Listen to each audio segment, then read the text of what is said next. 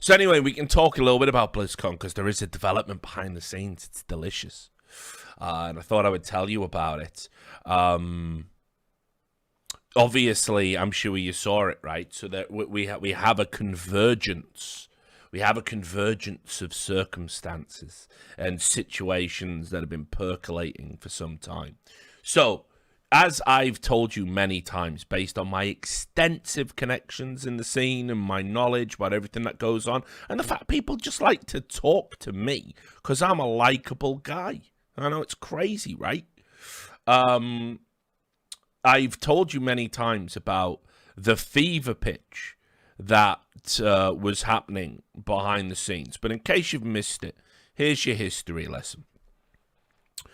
When Twitch sold to Amazon for $970 million, close to $1 billion, there were a lot of Blizzard executives that believed Twitch's success had been predicated on their games, that it was their games that gave those epic moments that they like to talk about so much, and therefore there should be some reward coming Blizzard's way. Now, Blizzard executives, of course, being the greediest pieces of shit on planet Earth, probably bar a handful of other big tech executives and media moguls, they didn't realize that the reward was the years of free advertising for their games that streamers essentially provide. They missed out on that.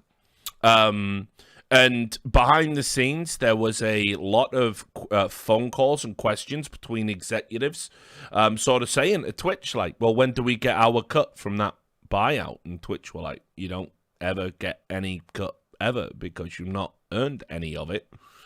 And so what started happening was Blizzard started to look into the prospect of creating their own streaming platform specifically for their games. Now, this isn't as crazy as it sounds, right? Because when you look at the popular games on Twitch at that time, sure, StarCraft 2 had been big and was maybe dropping off a little bit in viewership.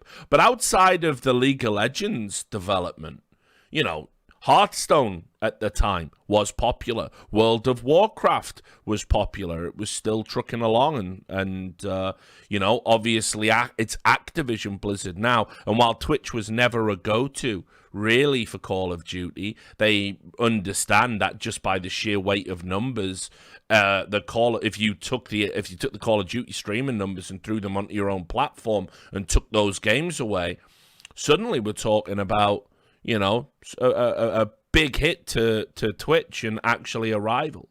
The problem you had was, or rather that Blizzard had, was who do you buy? You can't make your own proprietary fucking streaming platform from the ground up overnight. There's infrastructure, you need servers, and let's also be real, Blizzard don't like to spend money because that eats into profits, and they are a profit-making machine. So their plan was to acquire someone, acquire them, and we'll go to war with Twitch. And so behind the scenes, and I know this because I was in all the right cocktail bars, hey, that's Richard Lewis, the esports journalist. I like him. He says naughty words on Twitter, And so I would get invited to all these luncheons and functions. And, it was like a fucking, I don't know. It's like being the Elephant Man in Victorian England, People would want to talk to me, and then it would be like, oh, I'd love to take a picture with you, but if anyone knows we ever talked, like, it was like that, So anyway, I heard all of the stuff behind the scenes during this time, and one of the things that Blizzard were going to do, this was a legitimate plan, it got into talks and meetings with big people, was they were going to buy Azubu. And they were going to buy Azubu. It was already known in Korea. So that was a thing, because obviously Blizzard also had a fractious relationship with OGN out there and Kesper. And so they were talking about buying Azubu. But when they started looking at the assets that Azubu actually had, it couldn't possibly meet, well, A, its valuation, which wasn't even particularly expensive, but it couldn't ever be a rival to Twitch, even if they wanted to scale up, because all Azubu ever was a white label. There's a streaming platform, a streaming technology. You can Google it now. I don't mind I'm saying all of this. This is like just all reality, because who gives a fuck, right? It's called Bright Cove, and if you go and you look, a Bright Cove technology, I think it's called now on Google. Basically, all Azubu were doing was essentially renting Bright Cove and just pissing away money. Because they are renting a third-party white label streaming platform and making it look like they're a streaming service. And so Blizzard realized they had nothing. There was nothing to buy. So basically, they were like, yeah, this can never work. This is the most stupid thing I've ever seen. So that deal didn't go through. And then they were like, well, who can be a rival to Twitch? And they were like, okay, well, what do we need? We need people that can run tournaments, and ideally a tournament platform. That's something worth having because now all of a sudden as well, by the way, the company that was on the record as saying, we don't give a fuck about esports, we just make great games, now realize that if your game didn't have an esports component to it, it died in 2-3 years, because as digital entertainment has become ubiquitous, what you guys need to understand on a business level, and I have to tell Suits this all the time and they don't get it, is when you make a video game, you're not just vying for the attention of a market that likes video games. You're vying for the attention and time of every other digital thing. If you make a video game, they can play your game, or they can watch Netflix, or they can watch something on Amazon Prime, or, you know what I mean? So all entertainment products now in the digital space is essentially what you're competing with. And so, now that they realize this, esports is a way to artificially give your game longevity, because the more you invest in something, we all are susceptible to fear of missing out and sunken cost fallacy, two huge psychological tools that big corporations use every day to market stuff to you. So anyway, they went to MLG, and this is when the Activision Blizzard MLG acquisition happened. And you go, well, why? That makes no sense. But you forget MLG TV. MLG TV. It was where they tried. MLG TV in the past tried to corner the Call of Duty market. You may remember they basically made it so if you play Call of Duty and you played MLG and you wanted to stream, you had to do it on MLG TV. It was a component, and there was a huge issue when Nadeshot did stream on Twitch. I think it was that one time, or it might not have been Nadeshot. Might have been another big player. It's a long time ago, so apologies if that detail is fuzzy. But the bottom line is, Blizzard saw that. They looked at it. It was a proprietary streaming platform, and they actually owned things like servers. It wasn't a white label solution, and even though it wasn't the biggest, they realized it was good enough for their needs, and they could scale it up, and they get a tournament platform with it, which is perfect because they were going to create the Overwatch League and Heroes of the Storm, and it was already kind of underway as a project, and they knew it was going to have an esports component. So having people who know how to run esports platforms, it was a dream come true. So they had a meeting with the MLG executives, usual agreement. You basically sell your soul into a Faustian pact. You become an Activision Blizzard employee. You get stock options, you get shares, you get a salary and a guaranteed contract. And eventually down the line, you're going to get jaded and either leave or we're going to fire you. But you've made your money. That's the deal. And I'm sure if I had an MLG executive here now and they hadn't signed a fucking non-disparagement clause, they would probably tell you that simultaneously selling to Activision Blizzard was the best and worst thing that they ever did. Because on the one hand, you're set for life with the money you probably made, and you can pursue your own projects forever afterwards. But also MLG was a big family. Like, it's a cliche, but it really was. It was something that was built from the ground up. It was something that, they discovered commentators from nowhere. Players have fond memories of it. All the production team and executives, they all worked together. It was all legitimate. It was a legit, I've worked MLG events. and I know all those guys. And trust me, at the end of we didn't even have this at E-League. At the end of a broadcast, at the end of a show, at the end of an event, you would see CEOs sitting drinking with the guy that pushed the buttons in the production room, the floor manager, the runner. They'd all worked together for fucking like 10, 12 years, you know? And so they were legitimate friends. They were all together. So anyway, we fast forward a little bit when we get to Overwatch, right? Great game. We all love it. How you feeling about all that content you're getting?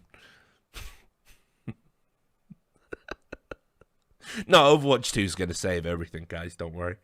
So we get to Overwatch.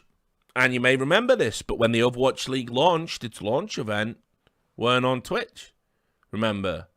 Because they wanted to show Twitch that they could do their own league, their own event, their own broadcast, hermetically sealed, no help from Twitch whatsoever, and it was a flex. And they did it, and they ran it. The numbers were terrible, but it showed Twitch something. And then the executives went to Twitch, and they said, right, Overwatch League, what are you going to give it for us? And Twitch were like, well, you know, it's not going to work, is it? So not much, but we will pay you to broadcast the league.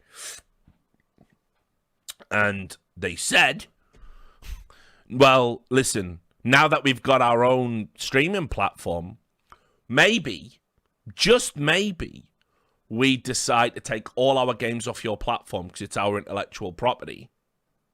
And we just stream, and now MLG TV gets rebranded as BattleNet TV. And what the fuck are you going to do?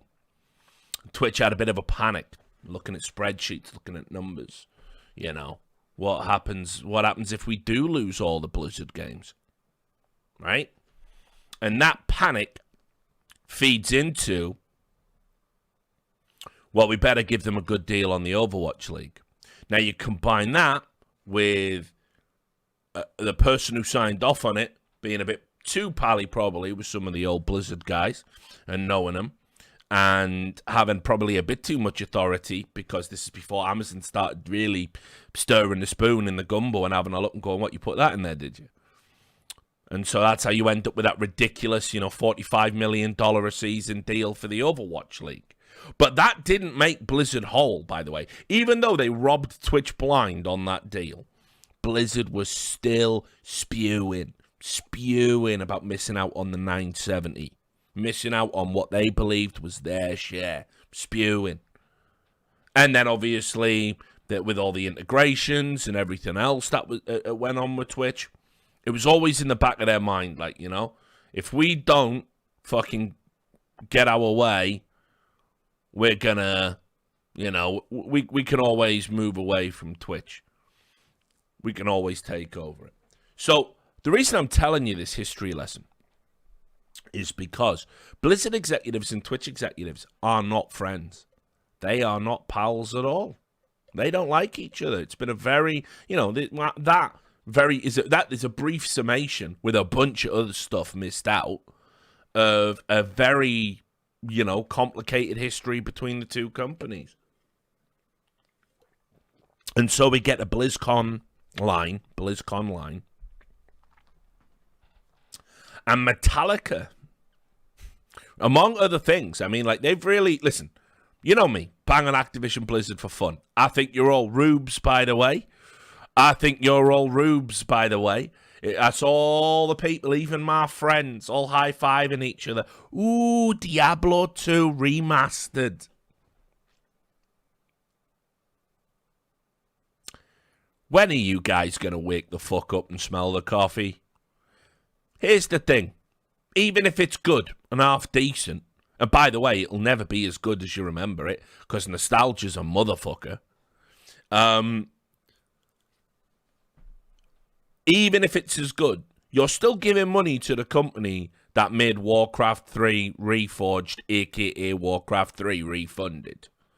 Like, they actively lied to you all. They actively lied to all here, right?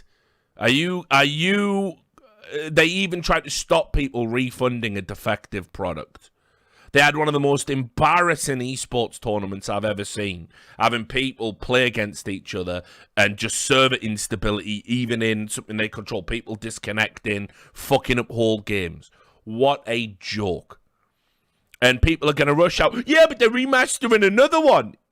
Guys. Not to mention, I do notice all of that free Hong Kong shit solidarity kind of fell by the wayside, didn't it? But I guess I can't expect you to have principles.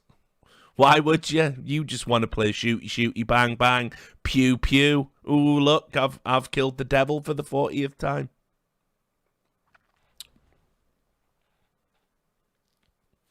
So anyway, Metallica, right? Because one thing that BlizzCon is famous for, of course, is having great bands.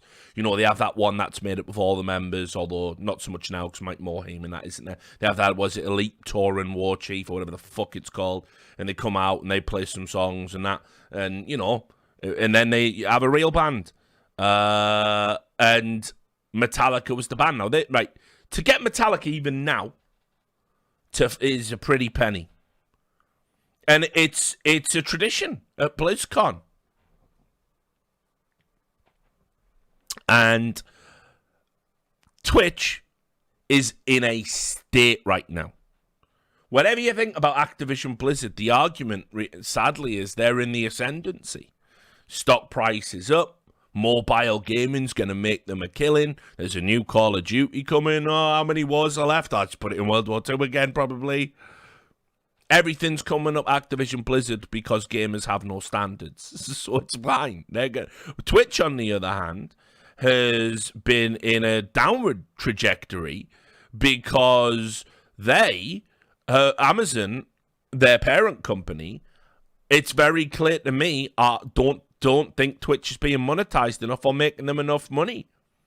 Do you know how I know things like this? Why? When I watch an embedded Twitch stream, does a big purple fucking screen come up and say, you are watching it in an embedded environment that might prevent us running might ruin your enjoyment. Please come to the main website. Why am I looking at that?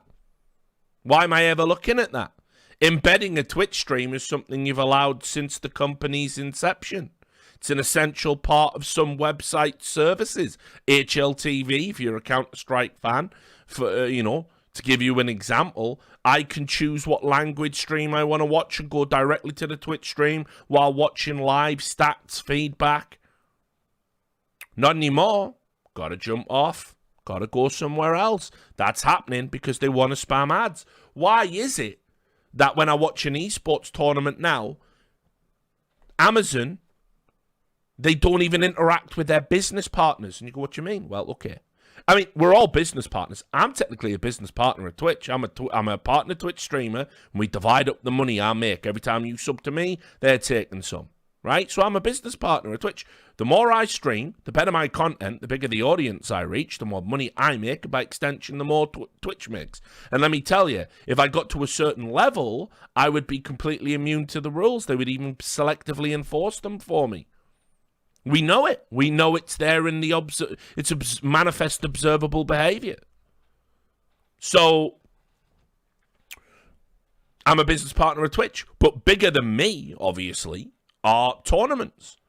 And remember, ESL have an agreement to stream exclusively on Twitch now. You notice they don't have any YouTube streams. We're going to come to that in a bit.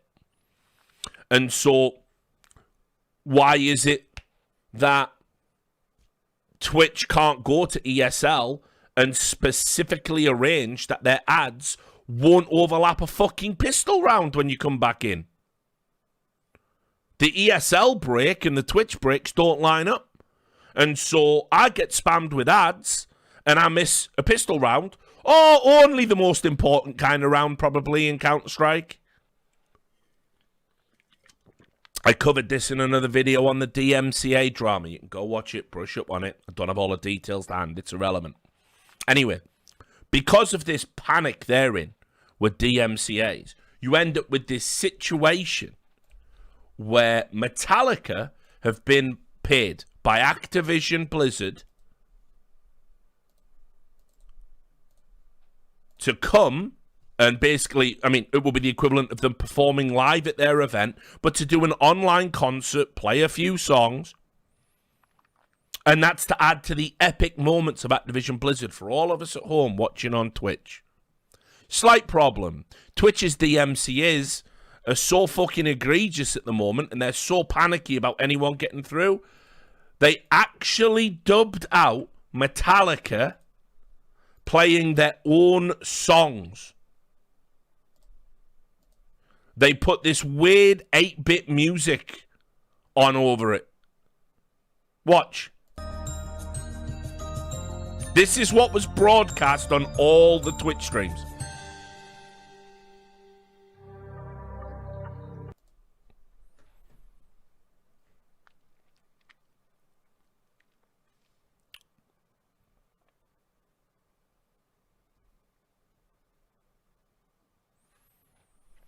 So we've hit a point where even if you're the artist hired by a business partner to play live at an event that Twitch has agreed to broadcast on their platform, they will mute the music out because they're scared of some music fucking industry exec from some other company potentially DMCAing Metallica for playing Metallica.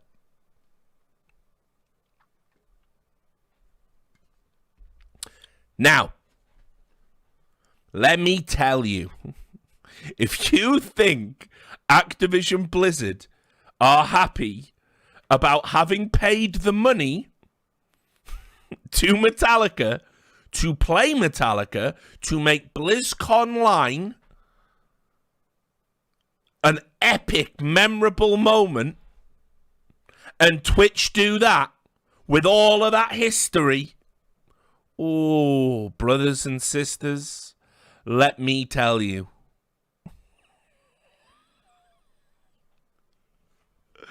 We are in for a greedy business executive Royal Rumble of epic proportions that I'm sure Blizzard can identify with. Because that completely soured their opening ceremony. Completely spoiled it. Meanwhile, by the way, over on YouTube, you know, the other company that is owned by Google, or rather Alphabet Incorporated, and they've just took all their fucking server services too, moved over to that for their infrastructure away from Amazon. That was a big contract. YouTube run it, no problem. They did that deal with Overwatch and Hearthstone for YouTube, didn't they? Ooh. Ooh.